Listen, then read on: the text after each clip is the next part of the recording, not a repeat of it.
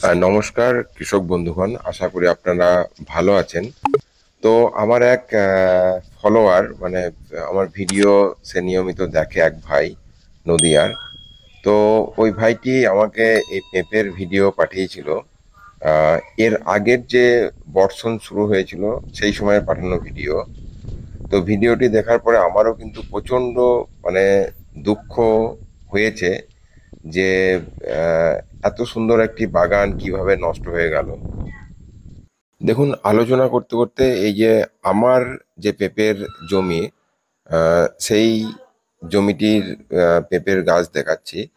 প্রথম কথা হচ্ছে যে ড্রেনেজ, দেখুন আমার জমিটি দেখুন যে ড্রেনেজ সিস্টেম, জল নিকাশির ব্যবস্থা পেঁপের জমিতে অবশ্যই অবশ্যই ভালো রাখতে হবে।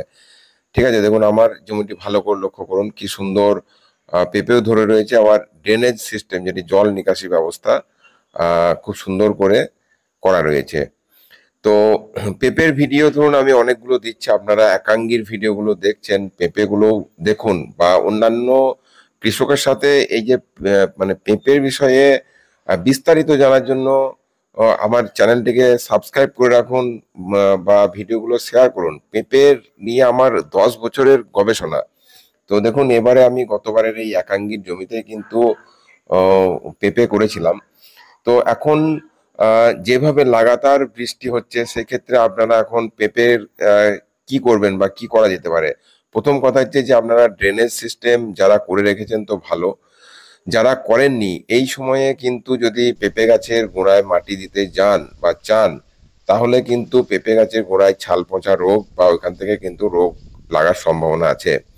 তো পেঁপে যারা চাষ করছেন তাদেরকে একটাই পরামর্শ দেবো, সব সময়তে কিন্তু জল নিকাশির ব্যবস্থা আপনারা, যদি জল নিকাশির ব্যবস্থা ভালো না থাকে তাহলে কিন্তু পেঁপে গাছের ব্যাপক ক্ষতি হবে। এই যে অতিবৃষ্টি শুরু হয়েছে সেই ক্ষেত্রে কিন্তু মানে ছোট চারা গাছের তো নষ্ট হয়েছেই, বড় চারা গাছও নষ্ট হবে। তো এখন কি করা যেতে পারে, গোড়ায় গোড়ায় দেখবেন যে মেটালক্সি ম্যানকোজেব, ঠিক আছে, মেটালক্সি ম্যানকোজেব একটু কড়া ডোজে কিন্তু আপনারা গোড়ায় গোড়ায় দিয়ে রাখবেন। তো মেটালক্সি ম্যানকোজেব কিন্তু খুব ভালো কাজ করে। বা ডাইথেন, যদি আপনারা যেটা যে প্লেন ম্যানকোজেব, সেখানেও যদি একটু আঠা টাইপের মাখিয়ে যদি পেঁপে গাছের গোড়াতে দিয়ে দেন, ঠিক আছে, তাহলেও কিন্তু আপনারা আহ, অনেকটি গোড়ায় মাটি দেওয়ার ক্ষেত্রে আপনারা সুফল পাবেন। পেঁপে কিন্তু খুবই লাভজনক চাষ। দেখুন আমার আমি নিয়মিত এই ধরনের পেঁপে ভেঙে থাকি। তো এইবারে দেখুন যে আমি কেমন ভাবে এই ড্রেনেজ করে রেখেছিলাম, এটি আমার ভিডিও ফুটেজ আগেকার তোলা ছিল। তখন এই ছোট ছোট গাছ ছিল কিন্তু দেখুন। তো কলা গাছগুলো কিন্তু মিডিলে সিঙ্গাপুরি কলা লাগানো রয়েছে। আর কিভাবে আমি জল নিকাশি ব্যবস্থা আগেই করে রেখেছিলাম। তো যারা পেঁপে চাষের সাথে যুক্ত তাদেরকে আমি অনুরোধ করব, বা যদি কোনো কৃষক আমার ভিডিও দেখছেন তাদেরকে অনুরোধ করব, আপনারা সেই সমস্ত কৃষকদেরকে শেয়ার করুন যারা পেঁপে চাষ করে। তো কি ধরনের কি পেঁপেতে ইনসেক্টিসাইড বা আপনার বিষ টিষ প্রয়োগ করা হয়, এ নিয়ে একটি বিস্তারিত ভিডিও আমি নেক্সট দিয়ে দেবো। তো আজকে ইমার্জেন্সি যে কথাটা বলার জন্য আর কি ভিডিও বানালাম, সেটি হচ্ছে যে এই সময়তে পেঁপে গাছের গোড়াতে মাটি দিতে যাবেন না। পারলে জল নিকাশি ব্যবস্থাটাকে ঠিক করুন। বাঁশ বা আদার্স কোনো সাপোর্ট দিয়ে গাছগুলোকে মানে ঠোকর দিয়ে আর কি গাছগুলোকে দাঁড় করানোর ব্যবস্থা করুন। তো বৃষ্টি ছাড়ার পরে কিন্তু মাটি শুকালে কিন্তু আপনারা গাছে মাটি দেবেন। আর অবশ্যই ছোট গাছ যদি হয় তাহলে কড়া ডোজে ম্যানকোজেব গোড়ায় দিতে পারেন, বা মেটালক্সি ম্যানকোজেব পেঁপে গাছের গোড়ার এর ক্ষেত্রে কিন্তু খুব ভালো কাজ করে। তো আপনারা আহ, আমার ভিডিও দেখছেন আগের তুলনায় অনেক বেশি, আমারও ভালো লাগছে। তো শুধুমাত্র একাঙ্গী তো আমি ইনফরমেশন দিতে থাকছি, বা একাঙ্গী নিয়ে মানুষ এত টেনশনে আছে। তো এই নিয়ে আমি একাঙ্গী নিয়ে আমি কালকে বা পরশুদিন একটি ভিডিও দিয়ে দেবো, ডকুমেন্টারি ভিডিও আমার আসছে একাঙ্গী নিয়ে। তো ড্রেনেজ অবশ্যই ভালো করুন। আপনারা ভিডিও পাঠাচ্ছেন, হোয়াটসঅ্যাপ করছেন, ফোন কল করছেন, আমি যতটা পারছি আপনাদেরকে আমি সহযোগিতা করছি। আমি আপনাদের সাথে আছি। আমার জমির কি সিচুয়েশন হয়েছে বা সেগুলো নিয়ে আমি বিস্তারিত বলবো। তো আজকে আর একাঙ্গী নিয়ে কথা বলছি না, পেঁপে নিয়ে বলছি।